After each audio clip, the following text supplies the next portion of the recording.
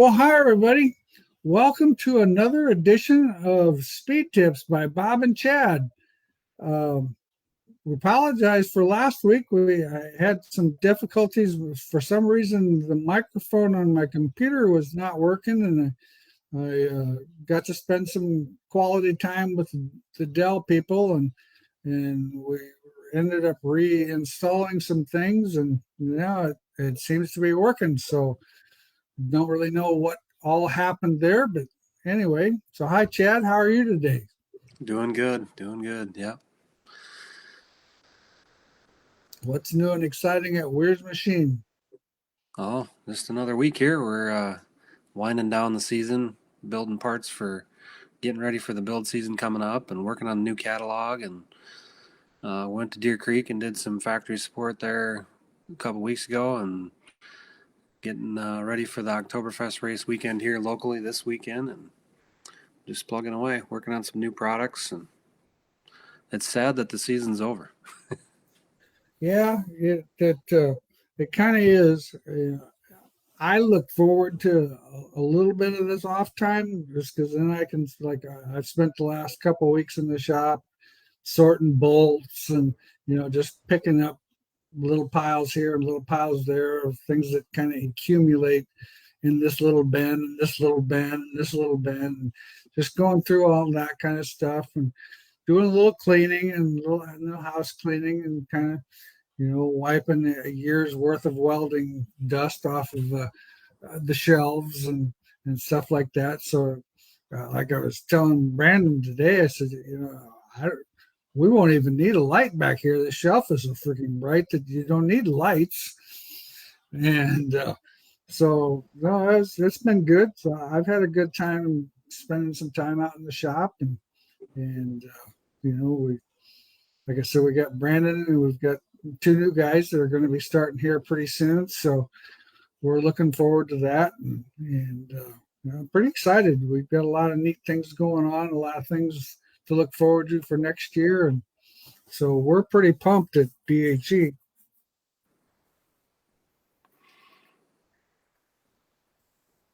I brought a new tool, Awesome. one you helped with. Oh yes, that A-frame checker. Yeah, these are ready to rock and roll. So That'll be that pretty slick, man. Yeah, that goes over the hex on the bolt on the car, and then one rod goes up and bumps the lower control arm, and then you measure to the ball joint ring off of this one.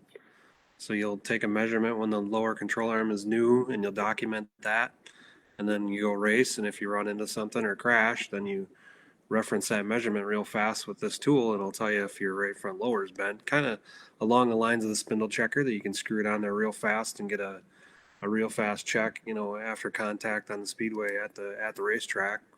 And then it also has the center links drilled in it, so it's got the Chevelle, hard to see in here, but the Chevelle and the metric car center links are drilled in there, so you know if that thing is bent also real fast. And this thing spins either way, so you take it out if you're on the left front, switch it if you're on the right front. So just a pretty cool tool. Fred Ryland, my buddy from California, Old Fast Freddy, another trick tool from him. So those Well, are that's going to be a pretty slick tool, especially using it and building your notebook. When the car's all fresh and you got new A-frames on it, you're writing down those measurements, and then you have that quick measurement to change. What's the retail price on that going to be? I think 75, 80. I guess I should have checked that. I don't know. Okay, I think $80. cool. I Well, that's failed. pretty good. Well, like I said, it's a pretty nice tool. Looks like it's going to do a nice job, and so yeah, pretty exciting. Okay, CJ wants to tell us it was nice seeing us both at the Super Nationals. Well, we appreciate seeing you there too. We got that was, once again. I can't stress enough the fact that man, you get to see so many people at that event. I mean, it's just so cool. It does get a little tiring after a while because the days get a little long, but it's still, it's just exciting to get to see the people that you very seldom get to see. Dan's got a question on USRA B mod. If I lower the J bar on the pinion, will it cause the left front to come off the ground? Most definitely. The lower you put it on the pinion, the more it's going to lift the left front. What it's doing is sticking that right rear and holding right rear in the car. So you got a ton of side bite. And what happens is then when you get all that side bite in there, it lifts the left front. David, Chad, will a new tool check a +1 or just standard length A-frames? Gonna have to make an alteration. Put another hole in there. Thanks, David. We'll get that dialed in the next revision. But yeah, it should have plenty of room to drill another hole there to move out. You could just measure at an angle up to that one too, but I think it'd be better to have it out a far inch so it's more in line with the ball joint. So I'll definitely make that change. It'll make the tool lighter and tricker too. There you go. No doubt about that. Jason, a modified right rear when tightening the car up on a slick racetrack by pulling the tire in, going from a 3 to a 4-inch. Should we decrease the load number on the spring, such as taking rounds out of the right rear spring? I wouldn't change the spring whatsoever, because if you're trying to get more side bite by using that, moving that tire in, and going a full inch is quite a bit of movement. You might actually go to a 4-inch with a 1/2-inch spacer, because you moving that right rear tire, it doesn't take much to be a significant change. I've played a lot with 1/4-inch spacers and 3/4-inch spacers, and it's a pretty sensitive adjustment on those cars. So going from a 3 to a 4 is going to gain you a whole bunch of side bite. The problem, what happens is we almost get to a point where we tighten the car up too much, and to the point where now all of a sudden the right front can't stick with the right rear, and your racetrack slowed down a little bit. So that's going to make the problem a little better, but it's something to be cautious of. But in answer to your question, I wouldn't change the load on the spring. When it goes dry stick in a sport mod, would adjusting the panhard bar bracket on the chassis or the rear end be better, or even beneficial if adjusting the 2-link bars be better? Well, Joshua, putting more, lowering the panhard bar on the rear end is definitely going to get you more side bite if that's what you're looking for. That's going to give the car a little bit more side bite on a slick racetrack. Keep in mind, you also, when the racetrack does go dry, that you are slowing down a little bit. So you don't want to, I wouldn't go moving it 1/4 of an inch can make a difference. A 1/2 inch is a pretty normal change. I've seen guys go more, and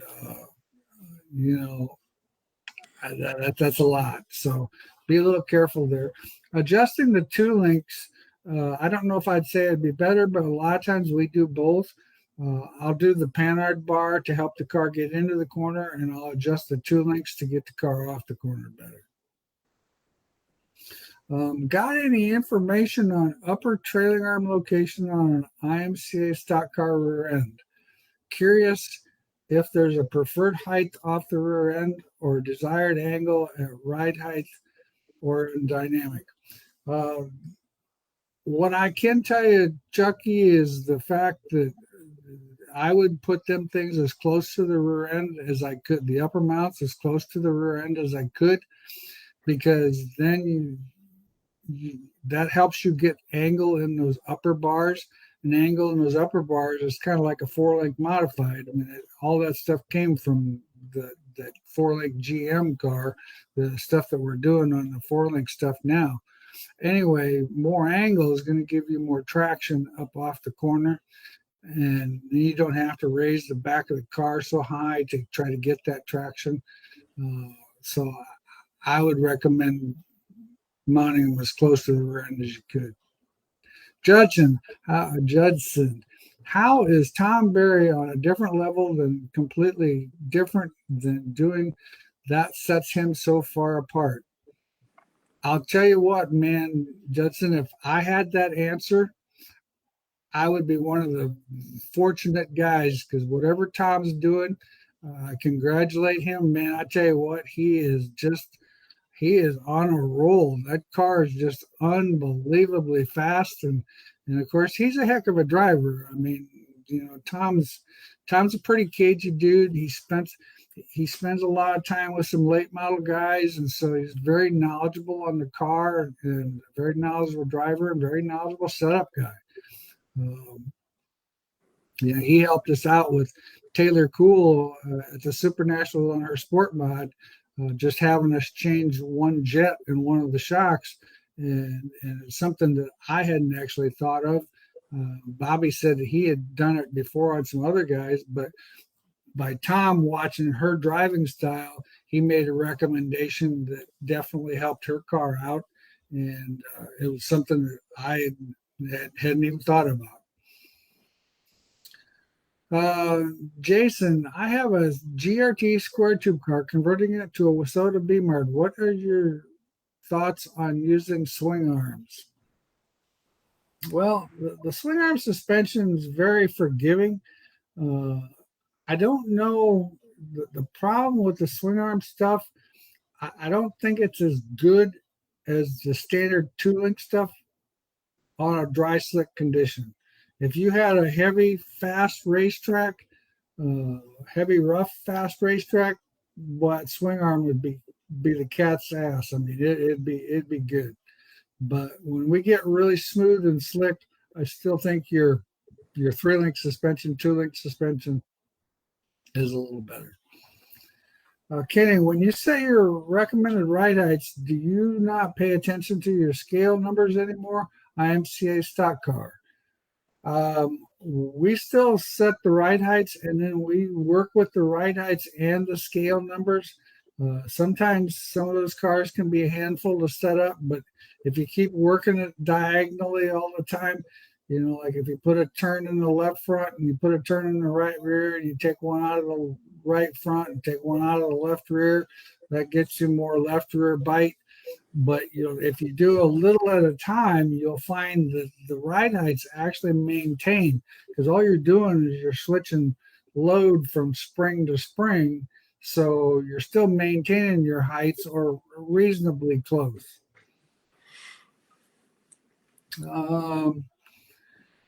William, how to add drive with limited droop and side bite running left rear clamp and right rear with a spring on top.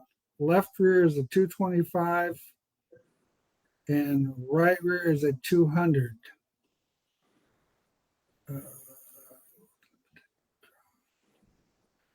Well, in the new thing that people are doing today is running a stiffer right rear spring and the softer left rear spring. The stiffer right rear spring seems to get the car more side bite. That softer left rear kind of helps the car get over and gets a little bit more attitude in it. And that's one thing that I would recommend.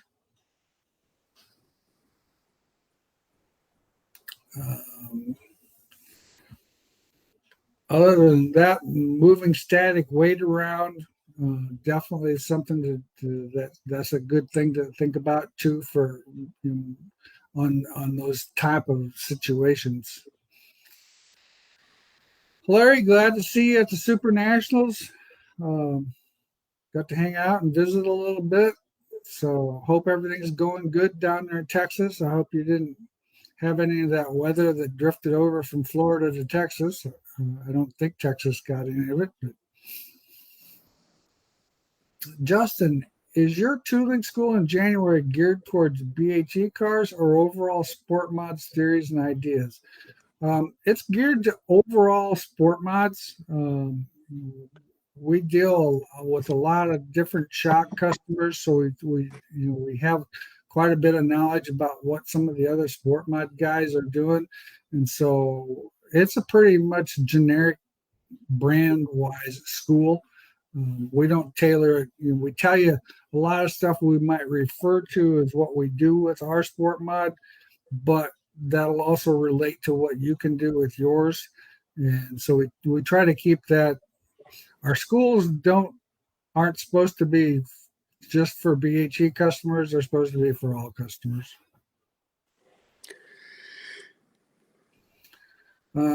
Jeremy, multi-leaf Midwest modified on shackles. Does raising a leaf on shackles do anything, and what should be higher and how much? You got any leaf spring knowledge, Chad? My last leaf spring car was in 1999. I don't remember anything about it. I didn't know we were still racing leaf springs. Well, the thing with that is what I've actually always done is I've raised the shackle on the left rear, but that's because yeah, and then we're running like with the left rear spring is always an inch more arch than the right rear spring, so we can run it like a 2-inch block in the left rear with a 1-inch block in the back. I don't know if I would. I don't know. Having those leaves work together and the timing with that shackle, if you have a different length shackle, there's going to be one spring is going to have a little different timing aspect of it. And I'm not really sure how that completely works. I have done it, but I can't say that it was the right thing to do. We played more with lowering blocks. That seemed to be a lot more of an advantage from what I can remember of my leaf spring days.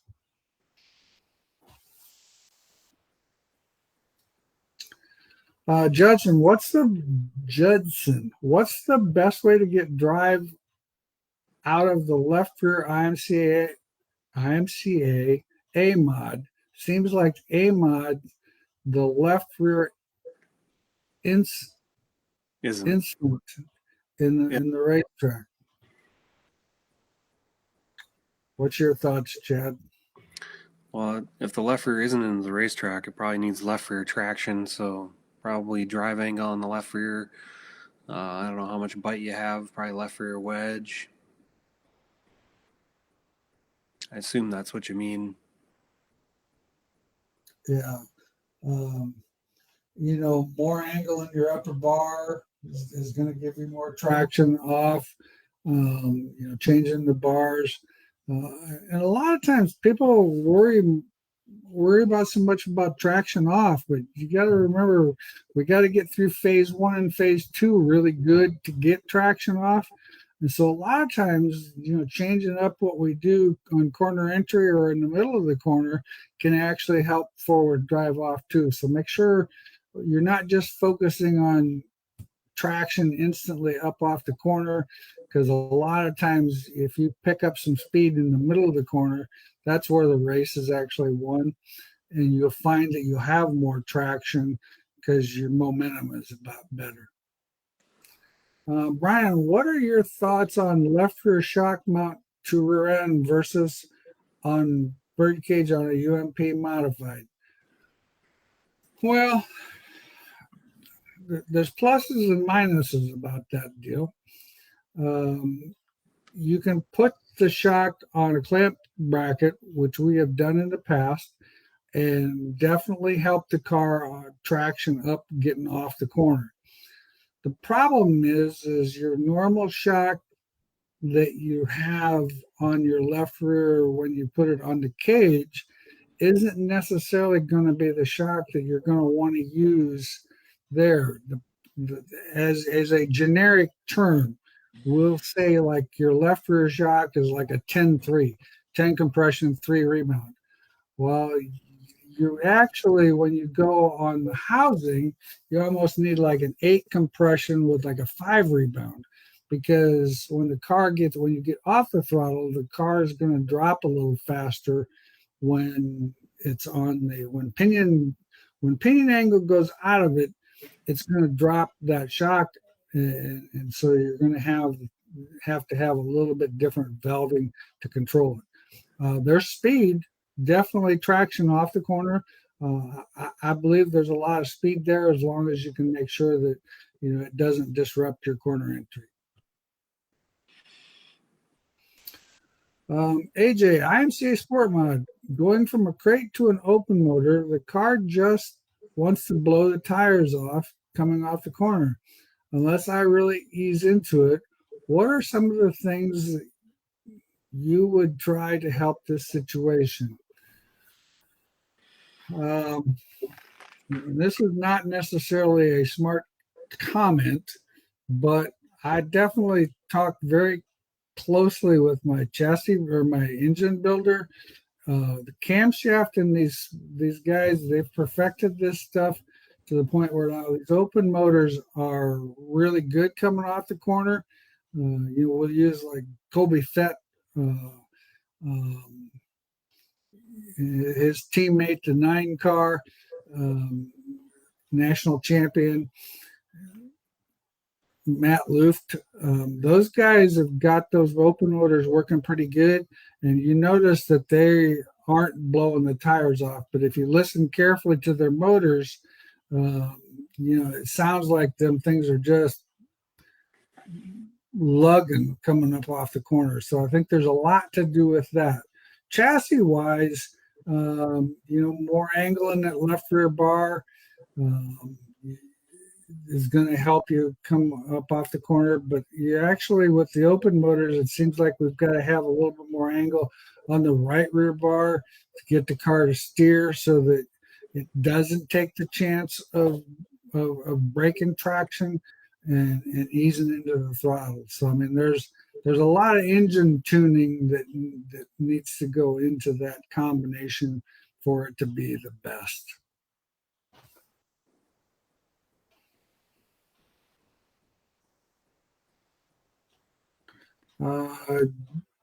Jeremy, I have it on a bearing on the right side. Leaf spring. Leaf spring. And then he says he has the adjustable blocks for wheelbase. I'm bringing the leaf setup back with these low horsepower cars. Well, I mean, a good old leaf spring car, when they're on, they're pretty good. You've got basically 2 lift arms in the car. I mean, it's not saying it's not something to think about. I can't dream of working with leaf springs, but as long as it works out, that's okay. Starting fresh with an old home-built metric car, chassis SS, how would you go about spring and a shock? What's a good starting point? Well, Michael, before I could, I'm assuming you're talking about a street stock. All right, no problem. Those cars, depending on what the car actually weighs, I mean, a good old place to start, with 1,000-pound left front or 1,000-pound right front and a 800-pound left front, 225-pound right rear, and like some of them guys run soft left rear springs. The other thing, if you run the soft left rear spring, you actually almost need to flip those springs around in the front, running a stiffer spring.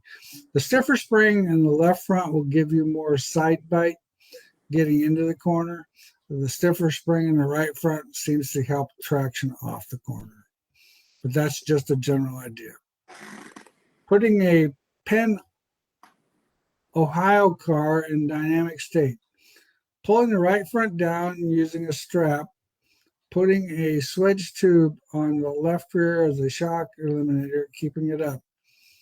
Car is on the right rear chain with it just sitting static. Seems like left front is pretty light. Is there a 4-wheel scale number we should be shooting for? Oh, I wouldn't have a clue in dynamic. I've never done that. When it kind of goes to that dynamic stuff, I just kind of work on the load stick in the right front and then preload in both rear springs Usually like with my left rear, usually running it with about 200 pounds of preload in that spring, depending on what weight spring. But yeah, Eric, I wouldn't have a clue what to tell you. The left front would be pretty light. I would imagine it would be. I mean, you're trying to take the car and put it on scales and pull it down and get some sort of reference point. I mean, you're never in the shop gonna be able to put centrifugal force, G forces, and all that. The banking of the track. The data acquisition thing in the pull down rig is all cool, but unless you have the actual data from the racetrack that you're running on, you're really just grasping for straws and you don't even know what the numbers mean. But what you're doing there, pulling that car down on the scales, you can take them four numbers and write them down, and then you can do some things to the chassis, and you'll get different numbers by pulling that. If you pull it the same and you have sticks made the same length, and you can learn some stuff there, but you're really not going to learn a lot. You're going to find a bind, you're going to find different things, but really without data acquisition and a pull down rig and doing it the way you need to do it on track data, it's going to be tough to get anything worth using there. Jeremy, it's like you talked about with his adjustable blocks. That's definitely sounds like you've definitely got a good handle on that leaf spring stuff with the low horsepower cars. Yeah, I don't know if horsepower has a lot to do with it, but definitely the leaf spring car is a nice driving race car. Travis, are you guys running reverse stagger on an IMCA stock car to help in the dry slick? I have heard some guys doing that. I don't believe in that. Once again, reverse stagger, all that's going to do is try to help you off the corner, which means if you're running reverse stagger, you need more wedge or you need more left rear bite in the car. You'd be better off running stagger so that the car rolls. It's kind of like taking that coffee cup and rolling it around on your desk. And of course, you want to do that with it empty and roll it around and see kind of how it pivots around the pendulum of the coffee cup. Well, your race car is kind of the same way. We want it to, really on a dry slick racetrack, we want the car to go in and rotate the corner without breaking traction on either one of those tires. So running reverse stagger, I think they did that back in the 50s. I mean, that was something that people have tried in the past. It definitely will help the car off the corner. One of my old advisors back in the day would call that a massive crutch for something else you have wrong. And I would agree with one of your old advisors. No doubt about that. Hey, buddies. LOL. Chad, I've got the WM230 Pinion climber. Does the spacer that comes with it go on the bolt first, then through the J-bar? I've been having problems actually bending pinion mounts. Not sure why. Was thinking about not running the spacer. So the short spacer that's like 5/16 long goes on the head of the bolt, and then the J-bar goes on, then the climber gear goes onto the pinion mount. Maybe it's a deal where you're bottoming the bolt out. I would put it through the whole motion and make sure that the Panhard bar doesn't have any binds. You definitely shouldn't bend that 230 if it's ours that you were bending. That thing's made out of grade 80 steel. It's pretty stout, but if there's a bind in there, something's got to be wrong. I would double check everything at dynamic, kind of like what Eric was doing there. Put the car down, pick up on it, make sure that the J bar is spree, in dynamic mode, and get a look at everything. And if there's anything else you need from me, take some pictures or something and email them, and we'll see if we can help you out there and make that problem go away.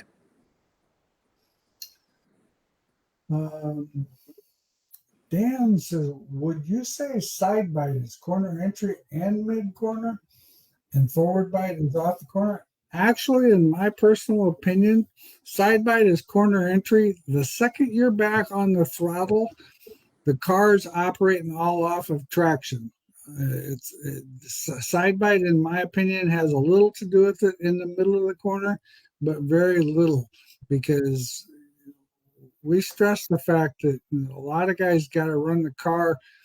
The driver's so used to having that car stuck so hard getting in, then he gets on the throttle and it pushes in the middle, and then he busts the tires loose getting off because it pushed in the middle. Well, so I've told many people that you need to actually run the car freer and rely on the throttle with the traction to pull the car up underneath you. And if you've got traction in the car and the car's set up right, you can go in and let that car freewheel in just a little bit, to the point where, well, once you pick up on the throttle, it should traction up and the car should pull itself back up underneath you. Now, if the car's not set up properly, or if you're having problems to do that, um, I'm not wanting you to go and free it up a whole bunch and the guy goes in and spins out. But my point was, if the car is not on the point of spinning out, you need to be able to have side bite getting in. A little bit of side bite will affect the car in mid corner, but traction is corner exit and mid corner. Second you're on the power, traction's all up to what the car is going to do. When adjusting the height of the J-bar, does it affect the car differently adjusting it on the rear end versus it on the chassis? Well, it's actually like about a 2-to-1 ratio, to be honest with you. If you adjusted a half an inch on the rear end, you would have to adjust it an inch on the chassis to do the same thing. However, they don't do the same thing, because when you adjust it on the rear end and you drop it on the rear end, you're actually lowering your roll center. If you raise it up on the rear end, or on the chassis, to get more angle, you're actually raising the roll center. So they don't actually work together, but to answer your question, it's much more effective. You can tune it with it on the rear end, because like I said, a half an inch will definitely make a major change. That was one of my biggest things back in the good old days, when we had those panhard bar mounts that were 1.25 inches apart. You drop it one hole on the rear end and you move that thing 1.25 inches to the point where you went actually so much further. Well, now, like with Chad's climber bracket, you can move that thing 1/4 inch to a half an inch and fine tune it to get it in that spectrum where the car is going to have an effect. Because once again, we're changing our corner speed, so we got to change other things, and it's just too much adjustment is worse than not enough adjustment, in my opinion. Bob, right front weight jack cup, is it perfectly centered to travel until I jack up the left rear? When it messed up, should I redo the jack bolt so that it's centered with the left rear up in the air, but then the right height is in the bottom? Well, in reality, you need to, and what we've actually done is we just took a lower control arm, we took an old spring and compressed the spring, and then we've got a ready rod that goes right through the center. So we jack up underneath the seat, basically to the angle that we think the car needs to be in. If the rear end's underneath it, we jack up underneath it until it hits the chain. Then we clamp down on the right front, just as if we were using our load stick, and we clamp down on that thing so that it is fully in dynamic mode, to the point where the A-frame is basically about bottomed out, or is bottomed out on the frame. And then I want the spring everything to be perfectly centered in the spring when it's under full load. I don't care what it's like in static. It could have a bow in it. Well, it shouldn't have a bow in it, but it could be off a little bit. But dynamic is where the key is. That spring needs to be perfectly square so that you're using the spring to its best ability. It's going to handle good going down the straightaway. Yeah, it don't matter. Yeah, it's not a problem done straight away. Eric, definitely getting in dynamic. Definitely helped me with the rear bar adjustments and the binds. Thank you for all your help. Well, I appreciate that, Eric. Um, like Chad and I've said numerous times, we have a good time with this show. We enjoy doing it. We look forward to talking to you guys every other week, and we enjoy the questions because I like some of the questions because it makes me think a little bit. Now, like now, and then that's where you notice sometimes I'll come back about 3 questions later and have another answer for you because I was thinking about the one. So it's a lot of fun. We really enjoy it. For a brief second there, I was trying to figure out where my leaf spring notebook was. There you go. I probably have it. Scott, what's the heaviest spring rate you'd recommend a right rear spring on an IMCA modified? Should we be decreasing the rate on a dry slick racetrack or just decreasing the load? I wouldn't decrease the rate. I would decrease the load. Um, in my opinion, I don't know. We've tried all kinds of numbers. We've tried 300-pound springs.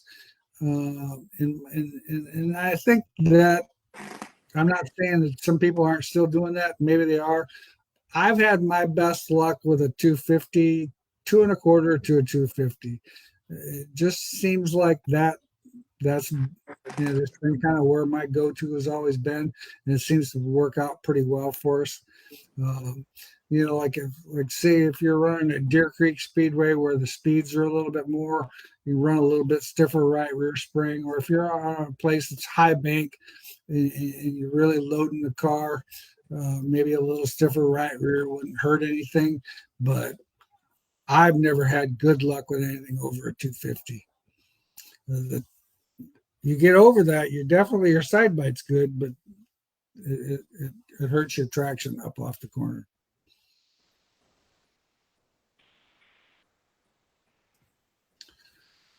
Dan, does lowering the J-bar on the pinion help on corner exit? I don't believe that it does. Some people do believe that. And I'm not saying that I'm right. I'm just saying, in my opinion, when you lower it on there, what you're doing is you're creating more angle. And it's that angle that's trying to push up on the left rear. But really, when the car's in dynamic mode, there's already quite a bit of angle in that J-bar, so I don't see where lowering it on the pinion is going to give you any more traction. That's my opinion. Usually it makes the car tighter in the middle, so then you have more center traction. And if you get the car too tight in the middle, what do? You grab wheel and grab throttle, then you're loose off. So that panner bar is always a balancing act between rolling free, rolling tight, and keeping it rolling free so you have the grip coming off the corner and you don't have to oversteer. I completely agree. Let's see. Travis, what do you think the effect on running a 2-inch offset wheel on the left rear on an IMCA Stagger? Running 2s in the front, 3s in the rear. Well, when you stick that right, it's the old adage: the rear wheels are your drive wheels and your front wheels are your steering wheels. But if you look down the back from the back of your car to the front, when the left tires are lined up and the right tire is inboard from the right front, that tells the car that I automatically want you to turn towards the fence. So when you're coming up off the corner, I want the tail of the car to go towards the infield. If you change that and you suck the left rear in and space the right rear out, I'm telling the car that I want the back of the car to go towards the wall when I'm on the throttle. So by putting a 2-inch wheel on that left rear, it actually increases traction up off the corner because it's basically telling the car, I want the tail of the car to go towards the infield in the way it drives and pushes the 2 front wheels. Okay, does the right front drop cup make the car roll harder, assuming no other changes? Yes, it will. Because I'll let you explain the spring table thing. Yeah, so the anytime that you lower the spring table, so on the right front, when the spring table is lower, I always look at it with a pen or a teeter totter.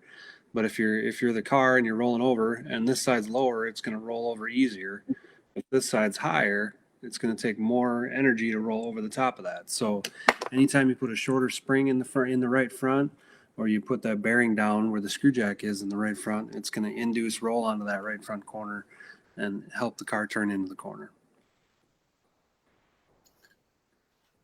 Eric, speaking of Boeing springs, did Jack come up with something to cure the 20-inch spring bow? Thanks again.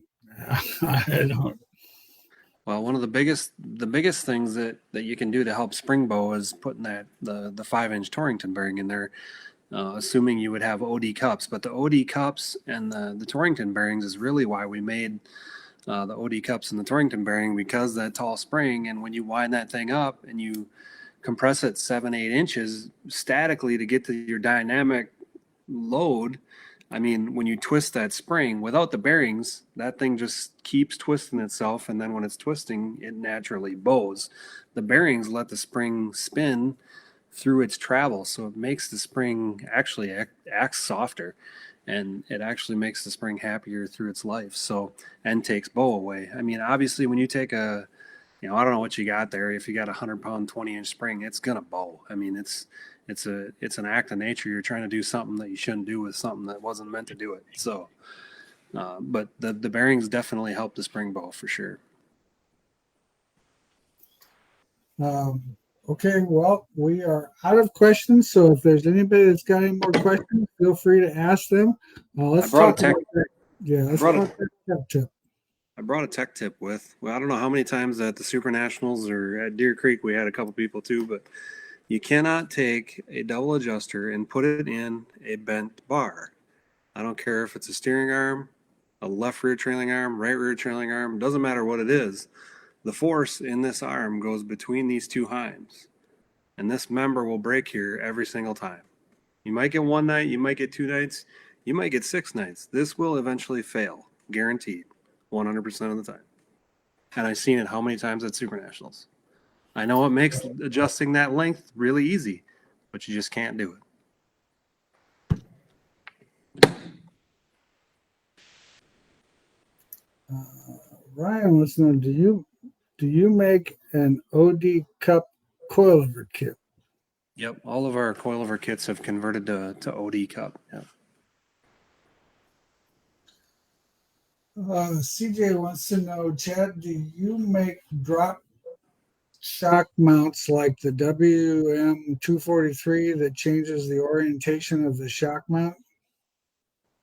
So to go in one way and go 90 degrees, no, we do not, but that's not a terrible idea. I've never really thought of that. Actually, there was a car.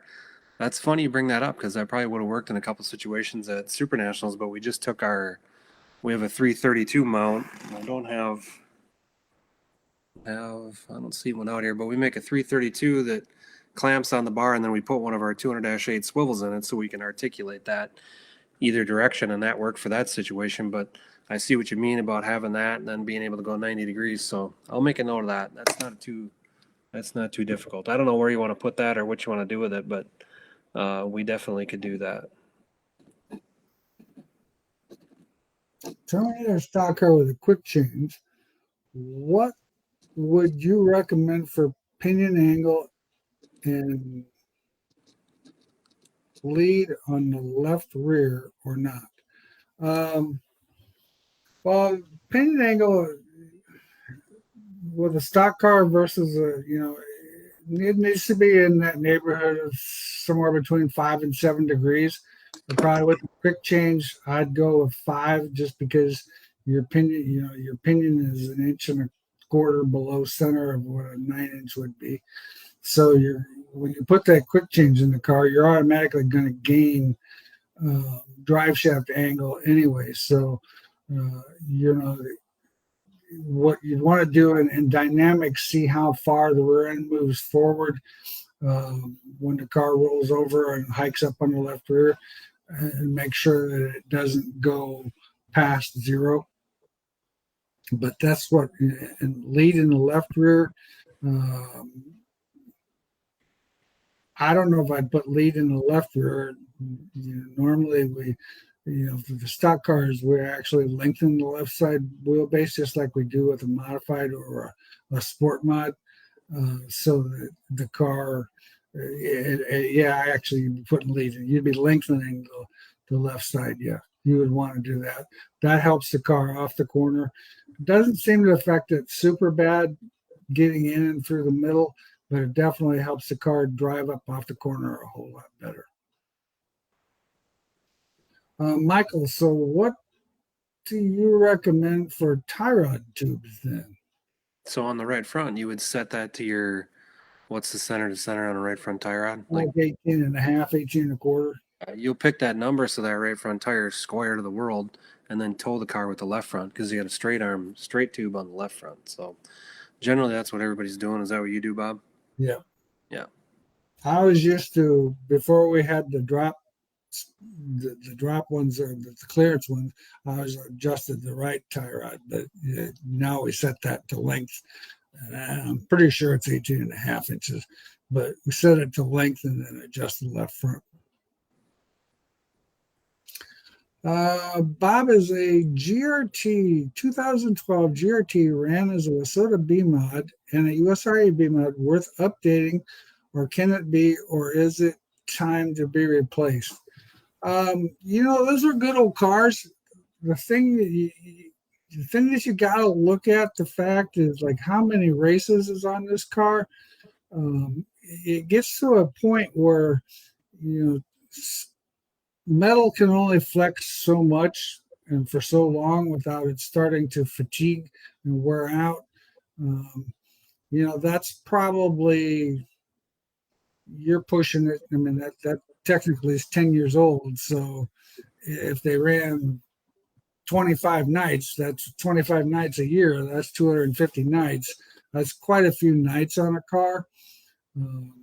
Once we get past the 200 mark, I tell people that it's time for them to look at updating, or replacing it, rather than spending more money. Because by the time you update it, you're spending quite a bit of money, and I don't know if you're going to get the full effect of the updates. CJ wants to make sure that that's a CJ Springer inspired mount. Yeah, we can do that. I don't know how fast you need one, but we probably got blanks. I could get that done tomorrow. So if you just give me a call, and we will definitely use it as a CJ inspired.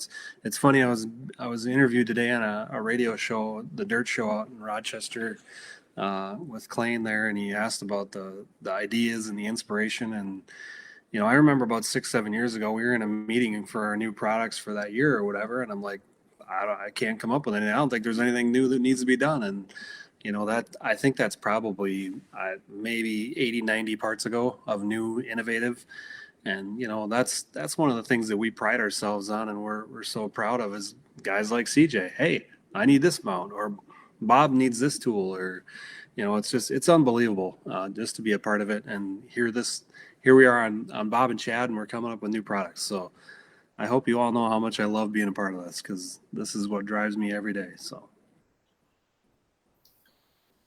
Alan, in a B mod with limited power, do you think it takes a lot of horsepower going to a quick change? It takes a little bit more horsepower, but I think it's so minimal for the advantage of making a gear change when you want to change it versus changing them 9-inch gears. That there's a lot of advantages to the quick change that I could see what little horsepower I would rob. I think there's advantages that would make up for the difference. Let's see, Eric, Chad, could you put some part numbers on here for the full bearing setup for that 5x20-inch spring? I can't actually, in our feed here, type anything into the comments, but I can definitely send you a message of what you need there.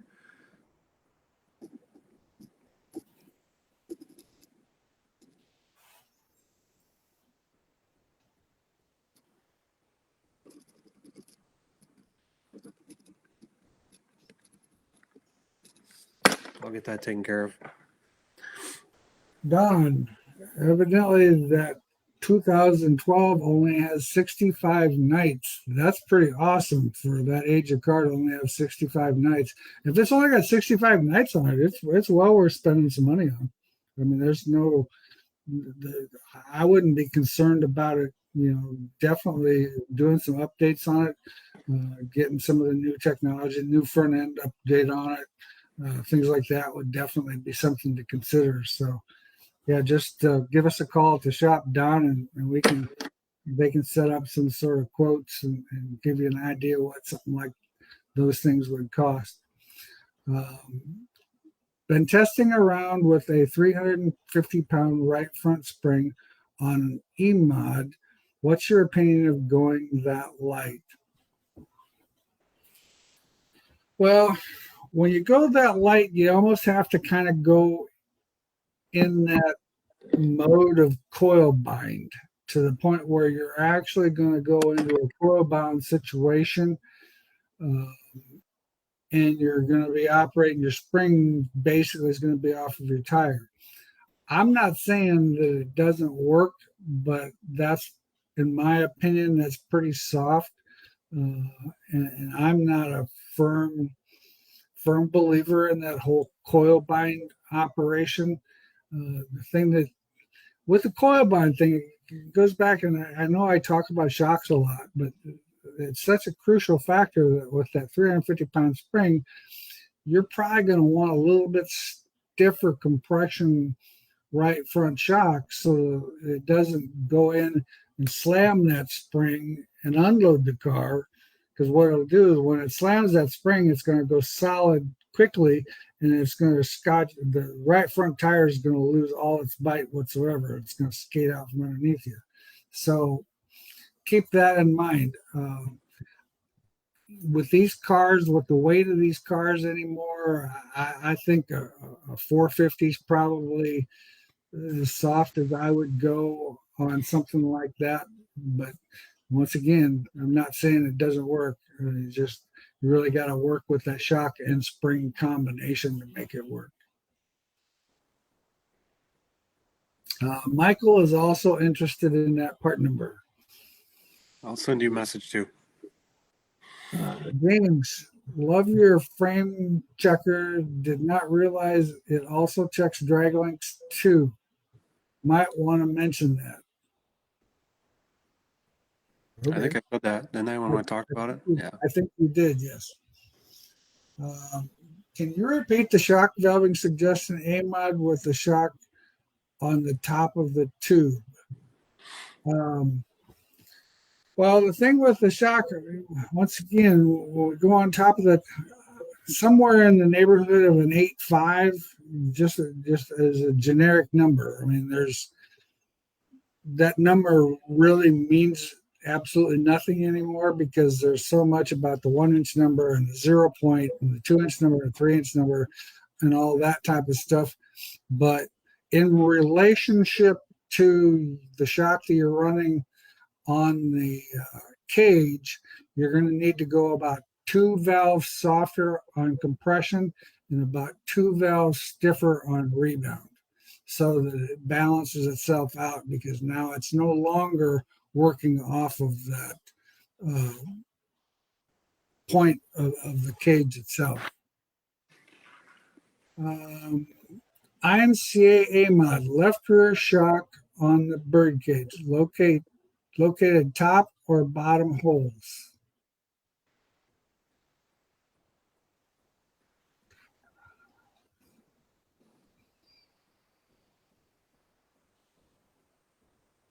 The shock on the left rear front, the shock, basically you're mounting that on the cage just so you don't overstroke the shock or top the shock out, basically. So it's you just gotta adjust that. You figure out what you got for shock travel at full droop and with the cage indexed, and You just want to make sure you got enough stroke in the shock to make that whole motion happen without the shock limiting either your hike or it'll de-index the cage, and you don't want that at all. Brian's got a question, uh, and, and I'm not sure I completely have an answer for her because I don't work with it. I don't work as much with the right rear as I do the left rear. What's your thoughts about preloading the right rear coilover on an IMCA modified, either at ride height or at hanging on the chain? I don't have a spring smasher, unfortunately. Well, it all depends on the chain. I mean, you aren't going to be able to preload at ride height just because of the situation. You don't want to have that right rear chain down that tight to be able to preload the right rear like that. So, but you're always going to want at the end of the chain, you're going to want a little bit of spring tension there, I feel. So it's a balancing act between your ride height number, and then when you're climbing the bars going down the straightaway, we don't want that thing to come off the spring because we want it to have, still have some load in it. So as far as a magical number, I'm not sure what a magical number would be, but like I said, you don't want to tighten that chain up to where you're preloading the right rear against the chain, because that's once you hit a bump or anything in a rough track, it's going to be wicked and you're going to wreck the car or the guy on the outside of you. It's not going to be good. Let's see here. The next question was Andrew. I'm saying modified. What are your starting points for ride heights?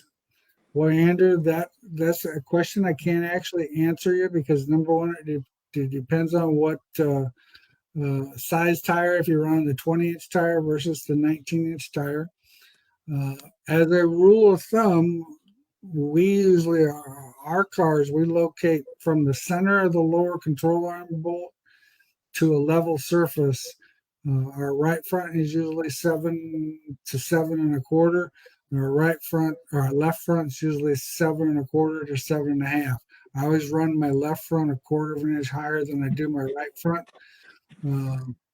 Rear just depends on where you actually measure it at, because say like with the GRT, we measure it to the frame rail. Our right rear frame rail is 12 3/4 to the top of the axle housing.